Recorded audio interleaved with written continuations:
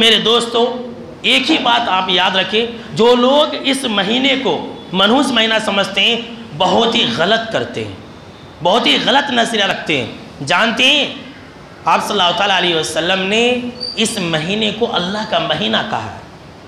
صحیح مسلم شریف کی ایک دوسری روایت ہے، آپ صلی اللہ تعالیٰ علیہ وسلم سے سوال ہوا کہ رمضان کے بعد سب سے زیادہ روزے رکھنا کس مہینے میں افضل ہے؟ تو آپ صلی اللہ تعالیٰ علیہ وسلم نے کہا کہ شہر اللہ المحرم، اللہ کا مہینہ محرم کے اندر۔ اللہ اکبر، یہ بابرکت مہینہ ہے۔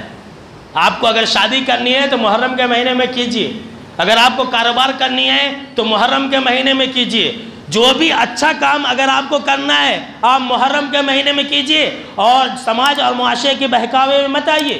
تو بالکل ہی جھوٹی بات، کیسی باتیں ہمارے سماج میں کہتے ہیں کہ محرم کے مہینے میں جو نئی نویلی عرس ہوتی ہے وہ سسرال میں نہیں رہنا، محرم کے مہینے میں ساس کا منہ نہیں دیکھنا کہتے ہیں۔ یہ لیجئے، یہ کون سی تو بات ہے؟ مسلمانہ کیا بولتے ہیں؟ محرم کے مہینے میں گوشت نہیں کھانا۔ یہ لیجئے، آج کل جو ہمارے ہندو بھائی ہیں وہ لوگ بھی ایک چیز منا رہے ہیں، ساون کے مہینے میں گوشت وغیرہ نہیں کھاتے۔ تو ہندو ویسا کرتے، مسلمان محرم کے مہینے میں گوشت نہیں کھاتے۔ لیجئے، ارے اللہ نے کھانے کے لیے دیا تو خوب کھاؤ، چاہے وہ محرم کا مہینہ ہو، سفر کا مہینہ ہو، کوئی بھی مہینہ ہو۔